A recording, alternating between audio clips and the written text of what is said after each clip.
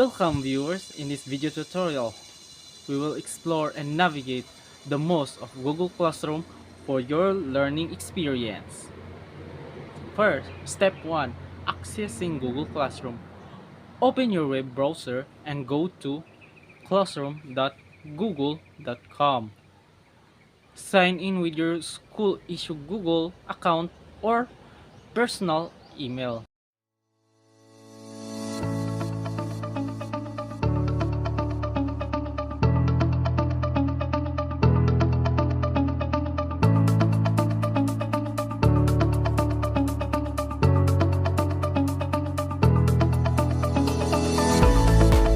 Step 2, joining class. Click the plus icon and select join class. Enter the class code provided by your teacher to join their class.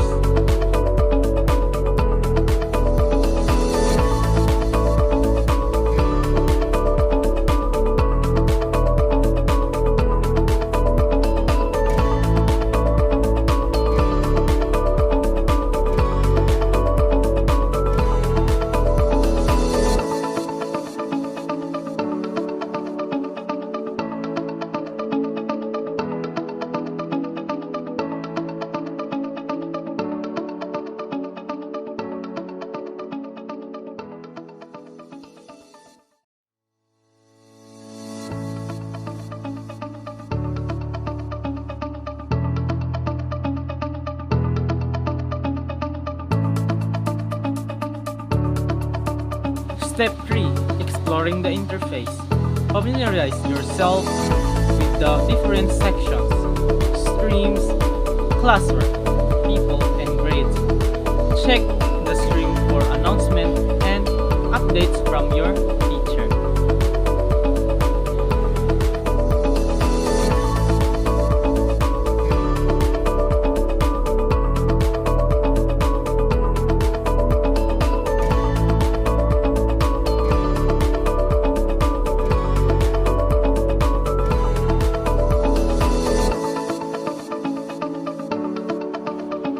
Step 6. Communicating with your teacher. Use the private comments feature to ask questions or seek clarification on assignments. Check for feedback from your teacher on submitted assignments.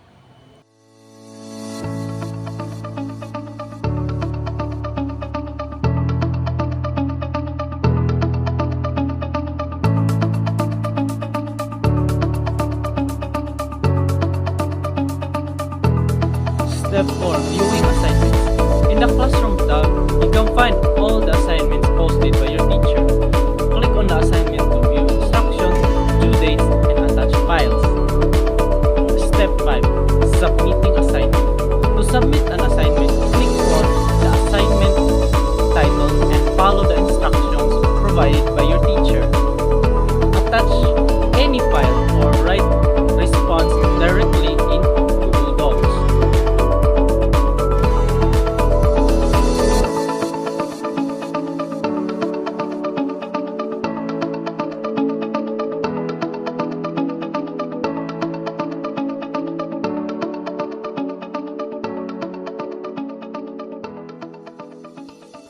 Step 7, collaborating with classmates.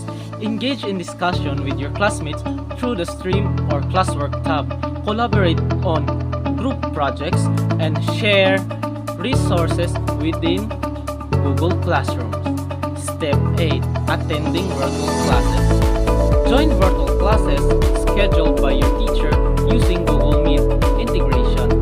Participate in live sessions, discussions, and interactive sessions with your classmates.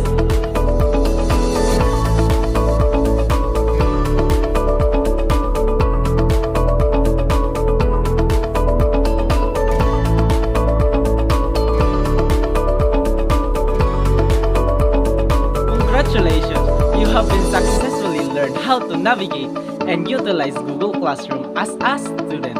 Stay organized, communicate effectively, and make the most of the powerful learning tool for your academic success.